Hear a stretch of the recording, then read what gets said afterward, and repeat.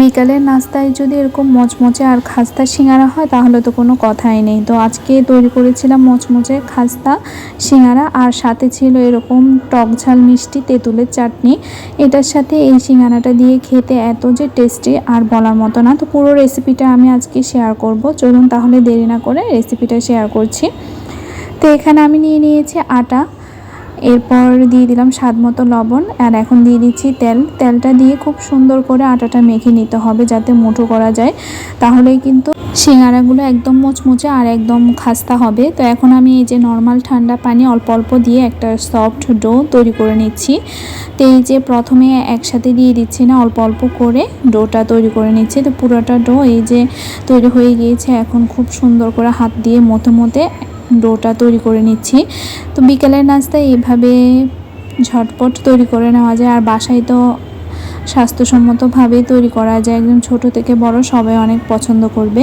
তো এই যে পুরো ডোটা তৈরি করে নেওয়া হয়ে গিয়েছে। তো এখন আমি লেচি কেটে বেলে নিব। আর সিঙ্গারার ডোটা কিন্তু একটু হার্ড করে ডোটা তৈরি করে নিতে হয়। তো এই যে আমি বেলে নিয়েছি, আর এটা ওভাল সাইজ করে বেলে নিতে হবে, এটা কিন্তু রাউন্ড হবে না। তো এই যে ওভাল করে কেটে নিয়ে দুটো ভাগ করে নিয়েছি। তো এখন আমি পুরটা তৈরি করে নিব। তার জন্য প্যানে দিয়ে দিলাম তেল, আর দিয়ে দিলাম পাঁচফোড়ন। পাঁচফোড়নটা দিলে সিঙ্গারার স্মেলটা দারুণ আসে। তো পাঁচফোড়নটা যখন একদম ভাজা হয়ে গেল, যাতে পুড়ে না যায় সেদিকে খেয়াল রাখতে হবে। তো একদম ভাজা ভাজা হয়ে গিয়েছে। এই পর্যায়ে আমি আলু সিদ্ধ করে একদম ভালোভাবে ম্যাশ করে নিয়েছিলাম। তো আলুটা দিয়ে দিলাম। এখন দিয়ে দিচ্ছি পরিমাণ মতো হলুদের গুঁড়ো, এরপর স্বাদ মতো লবণ, আর দিয়ে দিব মরিচের গুঁড়ো। একটু ঝাল ঝাল হলেই খেতে ভালো লাগে। এখন দিয়ে দিচ্ছি জিরের গুঁড়ো, এরপর দিয়ে দিলাম এলাচি গুঁড়ো, এরপর দিয়ে দিচ্ছি ধনিয়া গুঁড়ো, আর এখন এখানে দিয়ে দিচ্ছি ম্যাজিক মশলা। এটা দিলে স্মেলটা আরও দারুণ আসে। তো এখানে আমি 2 প্যাকেট দিয়েছি, দিয়ে খুব সুন্দর করে নেড়ে চেড়ে মশলাগুলো আলুর সাথে মিশিয়ে নিচ্ছি।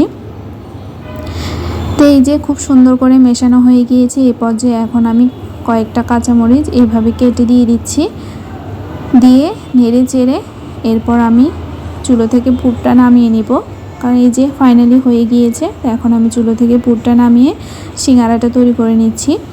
তো এই যে সিঙ্গারার এখানে আমি দুটো পদ্ধতিতে সিঙ্গারার ভাঁজ দেওয়ার পদ্ধতি দেখাবো। তো এই যে প্রথমে এভাবেই নিয়ে আর পানির সাহায্যে সিঙ্গারার চারিটা দিক এভাবে আটকে নিচ্ছি, না হলে কিন্তু ভাজার সময় পুরগুলো বের হয়ে যাবে। তো এই যে একটা পদ্ধতি, তো এইভাবে খুব সহজে তৈরি করে নেওয়া যায়। তো এখন আরেকটা পদ্ধতিতে আমি সিঙ্গারাগুলো তৈরি করে নিচ্ছি।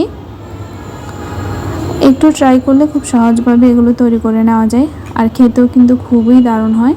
তো এই যে এভাবে সবগুলো তৈরি করে নিয়েছি, আর চুলোতে এই যে তেল গরমে বসিয়ে দিয়েছি। আর চুলার আঁচ কিন্তু অবশ্যই মিডিয়ামে রাখতে হবে, মিডিয়ামে রেখে সিঙ্গারাগুলো ভাজতে হবে। সিঙ্গারা যদি একদম জাল বাড়িয়ে ভাজা হয় তখন সিঙ্গারার উপরেরটা লালচে হয়ে যাবে, ভিতরে কাঁচা থেকে যাবে। আর সিঙ্গারাগুলো খাওয়ার জন্য এখানে আমি তেঁতুলের একটা চাটনি করেছি, তেঁতুলের কাঁদ নিয়ে, এরপর এটার সাথে লবণ, স্বাদ মতো এই যে মরিচের গুঁড়ো দিয়ে আর একটু চিনি দিয়েছি, দিয়ে এই চাটনিটা তৈরি করে নিয়েছি।